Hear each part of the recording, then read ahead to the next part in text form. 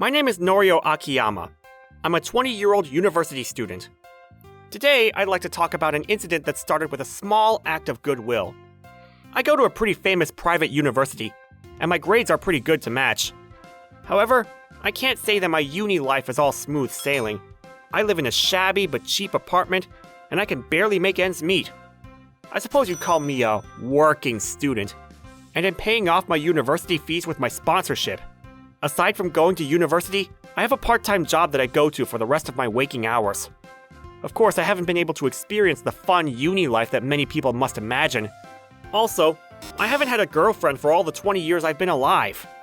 One day, I finished work and was heading home, tired, when... Hey, do you have a minute? My name is Reika. Huh? A girl I didn't know called out to me. The way she was dressed up made me think that she was a bit of a delinquent, and I was honestly a bit scared. But the thing that caught my attention was the bandage she had wrapped around her arm. She looked like she was injured, and I pitied her. I didn't want to have anything to do with her, but as I was worrying, she began to persist. I haven't eaten anything for 2 days, and I haven't got a place to sleep. So buy me dinner and let me stay at your place for the night. I'll definitely repay you. So you can do what you like until morning. So-called compensated dating? But she seems too desperate for it to be that simple. I tried to say no, but... Please, I'm begging you. I couldn't say no to her quiet pleas. First things first, I took the girl, who called herself Reika, to the nearest fast food restaurant. Seriously, thanks. I haven't eaten a burger in ages. She ordered the biggest size burger, L-size fries, L-size drink, and even added nuggets. For a poor student like me, it was a big expense, and I'd begun to regret agreeing, but... It's delicious. Thank you. I seriously thought I was going to die. She was just eating the burger like it really was delicious. And she had started crying as she ate. As I watched her, I began to think that she wasn't just a delinquent. After eating, I led the way to my apartment and... Morning, Norio. Morning. Did you sleep well? Yep, like a baby. Sorry I didn't say anything when I left. I had a lesson from the first period, so... Huh? You were a university student? Yeah, people often tell me I don't look my age. I look older. That's true, but...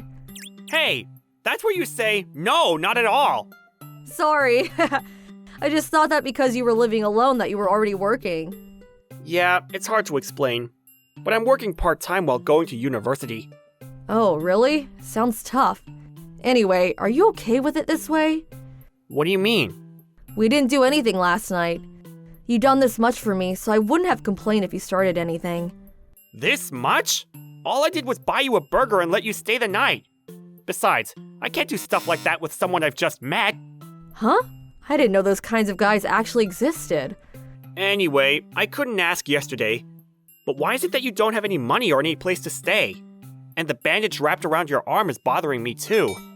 It's hard to explain. You don't have to answer if you don't want to.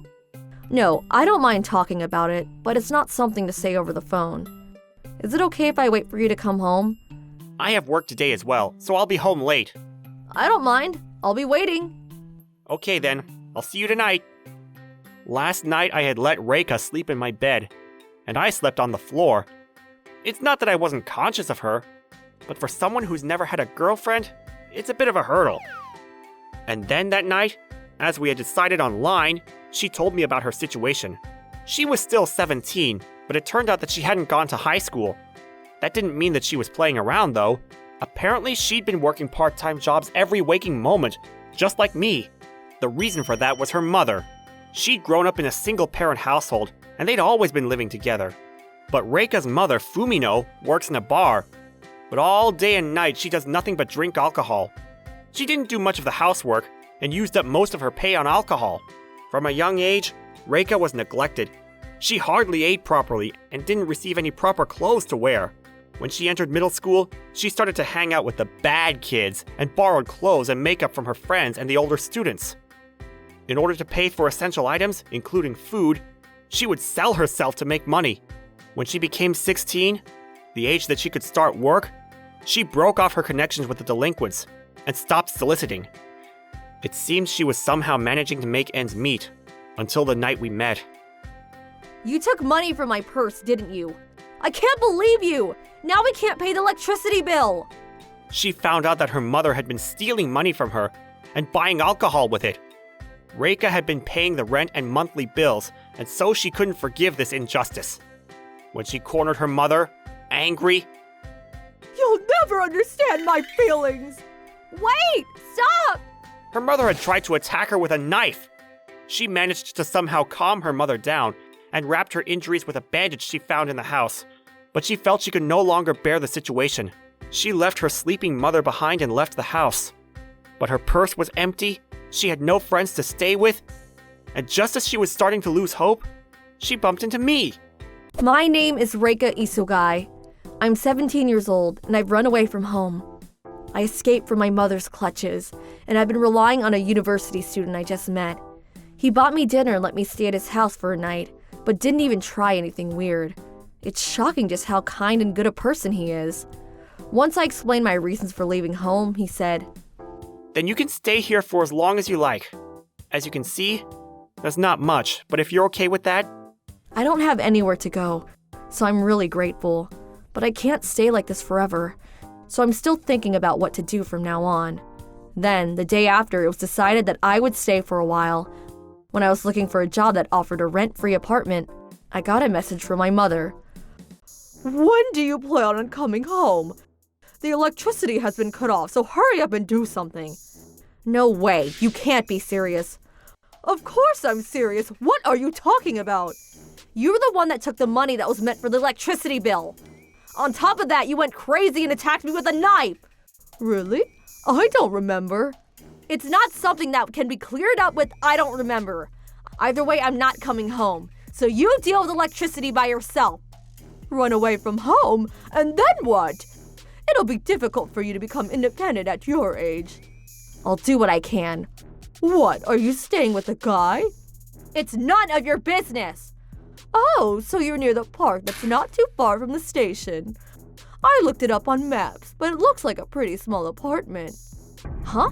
Why do you know that? You've run away once before, remember? Though that time you came straight back. I thought it would be a bother if it happened again, so I turned the GPS on your phone. You can't be serious! What the hell are you doing touching my stuff? I don't know whose apartment it is, but you're a minor. I don't think it's a good idea to stay there. What do you mean? It means that if I call the police, you'll be dragged out and brought back, no questions asked. Why should I care? When that happens, I can say my daughter was kidnapped. Don't you dare! No matter what you say, the guy that let you into his house might be charged for kidnapping a minor. Even if that doesn't happen, he'll definitely be charged with sexual misconduct. With a minor, no less. So either way, he's a criminal. Even though you're just an alcohol addict, you got brains for that sort of stuff, huh? Say what you like, but you better hurry up and come home. Her methods were unbelievable, but she had managed to find out where I was. I definitely didn't want to go back home.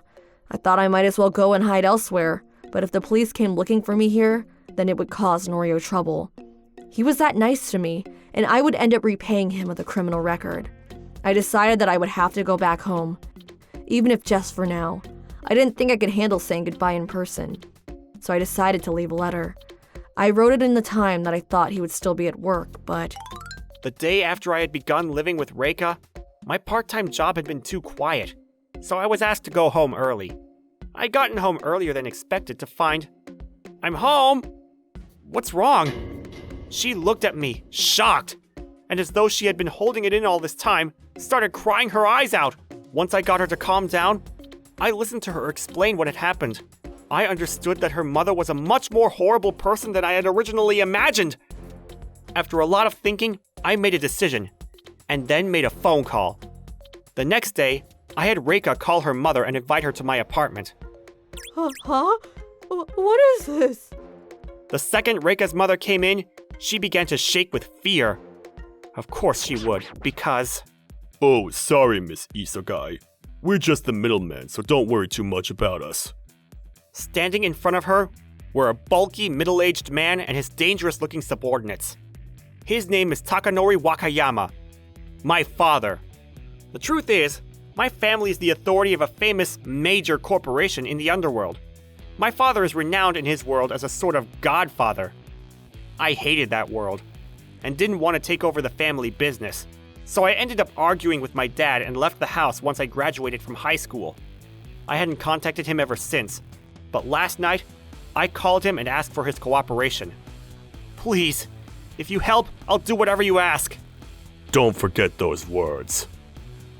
All of this led to the present situation. Miss Isogai, how about you become independent of your daughter for once? I don't want my dear son put behind bars. Do you get it? If you shut up and stay away, we won't have to make a fuss.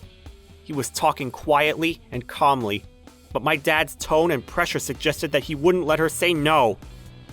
In the end, Reika's mother nodded her agreement and left the apartment. She had been subtly threatened with the words, "The next time you turn up here, you're done for." So I don't think she'll ever appear again. I was serious when I said that I would do anything, and was even prepared to take over the business if I was told to. So I told my dad that after Reika's mother left, but...